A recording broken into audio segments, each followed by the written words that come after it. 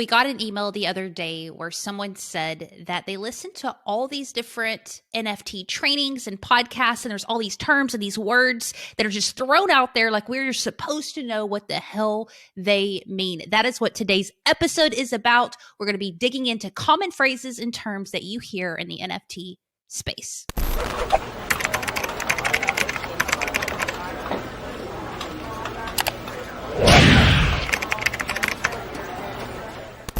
Hey everyone, welcome back to NFTs for Newbies. So we are going to get into all these lingos. Heather's exactly right. I mean, Heather, how many times have we been like caught off guard? Like, I know what that means. People are like guessing. My NFA dropped the floor price when I was farming in Discord and I had the roadmap of gas wars. They don't really say that. It makes no sense. But it's complete gibberish. It's literally gibberish. They're like, oh, ha, ha, ha, you know, this, ha, ha, ha, that. And you're like, no, actually, Paul, I have no idea what you're saying. That's why I just reply with emojis. Just like a smile. Like, I wish there was like a nervous smile emoji that could be like, I have no idea what you're talking about. Yeah. But look, we have this sheet here, and it's all these terms, and we got it from a guy who actually has a name. It's the similar. Same as ours, it's the exact same. Yeah. It's similar, but not us. And we'll credit him in the show notes, but we'll also provide that to you. All you got to do is send us a DM and just put Lingo, or send us an email at nfts4newbies@gmail.com and just put Lingo in the subject, and we'll make sure you get this. But let's get into some terms, man. And I'm going to start with one that's actually kind of important: floor price. So floor price is the lowest price an NFT series is available on the secondary market. Secondary market is anywhere you can buy NFTs, Nifty Gateway, OpenSea, etc. A lot of people look at the floor price to determine whether the NFT they got is winning or losing. And if you're playing the long game, the floor price is not something you're going to check every day. But let's just say there's like a bomb ass drop, right? And you're like, cool, I bought for 0.2 ETH. If the floor price is up, which means the lowest buy now price is 0.4, then you're like, I just doubled what I paid for it. So the floor price is an indicator of a project's success. Now, do floor prices go down? Yes, they fucking go down. I mean, that's just the way it is. Like, they can't just go up and up and up, but that is a floor price. So if you go to OpenSea or anywhere, even though you might see offers, you go to floor price and you will see the lowest price available being sold by someone right now. So that's floor price. I think you got one for us too. Yeah, and I do want to say on the floor price, you're going to see that used kind of as an incentive a lot for a lot of projects to say like, oh, you should buy now because the floor price is XYZ.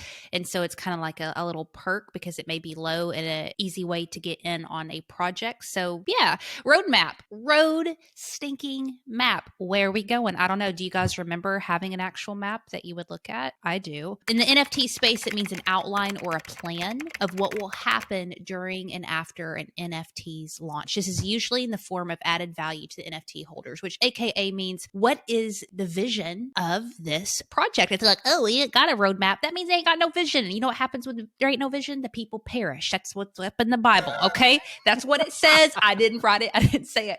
But when you go into a project, you know, we've had people say, ask to see the roadmap. What do you guys see for holders moving forward? Now, you might be thinking like, well, I thought we were just getting NFTs because we want the NFT. NFTs are so much more. We've talked about that on the show, or they can be. You are actually buying into a community and a project that's going somewhere, and the JPEG or the whatever the hell you bought, like that's just one element of it. There could be a whole journey that you in this community are going to go on. So ask for the roadmap. I got emailed one the other day. Someone was sharing about their project, and it was literally like a PDF, and it was colorful, and it had some little graphics on it. Like, year one, we're going to be here, and year two, we're going to be here. So a good question to ask yourself, again, when thinking about, and again, we're not financial advisors, but do you trust the people behind the project, not only to have a roadmap, but do you believe that their roadmap is something that's actually they're going to execute against? One thing I want to say about roadmaps is like, I don't think you should have to ask for it. Like, if they're legit, the website's up and it's on there. And the other thing is, like, you said year one, year two, or whatever, like, dude, 2 months is like 2 years in the NFT world. So like, I believe a roadmap is essential, but dude, you can't predict 5 years out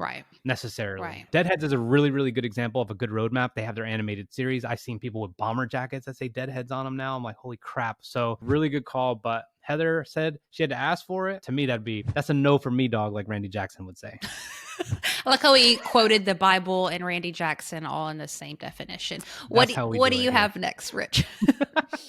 Hodl. I don't even know if you're supposed to say hodl. You are. Let's say it. Let's say it. Hodl. You gotta HODL. say it Southern though. All right. HODL.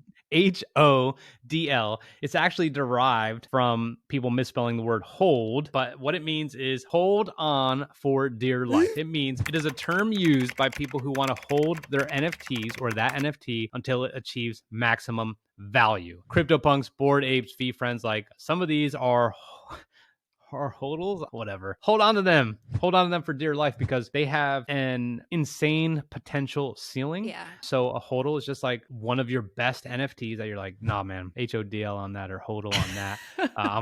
I know I don't even know how to say it. I feel ridiculous right now, but yeah. So the opposite, those are high value, big projects that you're going to hold on to them. the opposite of that would be paper hands, which is someone who sells super easily usually after a slight dip, which I've had paper hands before. I didn't even know I had paper hands, but now I know they were all paper all over the place.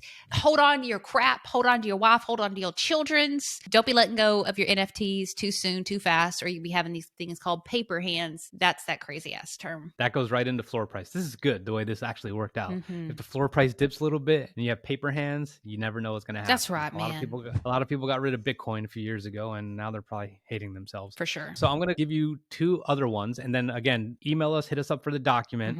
But I'm going to cover bullish and bearish. I'll just read what they say, but we got an actually extensive answer on it because someone heard us talking about it, newbie style, and was like, let me hook them up. But here's what bullish is: a belief that an NFT will move up in value. Okay, I'm really bullish on mutant apes. Bearish, I'm really bearish on. I'm not going to insult any project out there. I'm bearish is a belief that an NFT will move down in value. Okay, so I'm not going to insult anyone's. I don't even have one to pick, but I don't believe in it. I'm bearish on it, Heather. So I'm not going to buy it. No, thank you. Thanks for the tip, but I'm not buying it. I'm bearish on that. Yeah. So Brad Richardson, what up, Brad? Thank you so much for listening and sending us this email. He said that on an earlier podcast, we had mentioned that these are not NFT terms. These are financial terms. But since I don't know about you guys who are listening to this show, this is really like a crash course for me, not only in the NFT space, but also too in a lot of financial terms and conversations. Because to be completely honest, I didn't educate myself on a lot of this stuff with just finances and investments and all of that. And so these are financial terms. And Brad sent in the email explaining what Rich just shared, but he did make the comment that, quote, giving all the positive news on NFT days, we could call ourselves NFT bulls.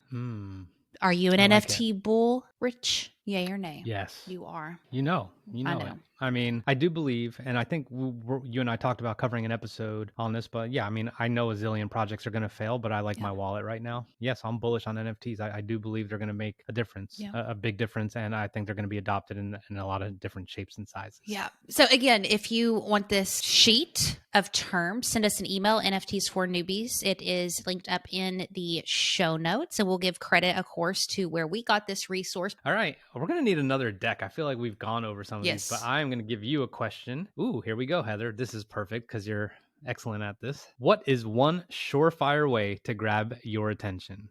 Oh my goodness. One surefire way to grab my attention. I would say passion in general.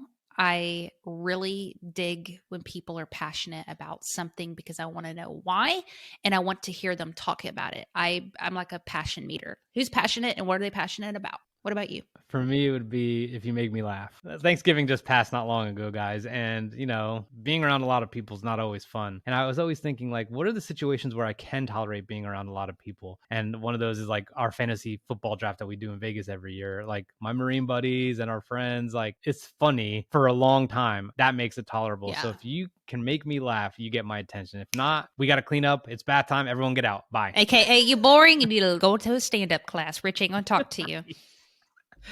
All right, everyone. We will see you next time. Bye, y'all.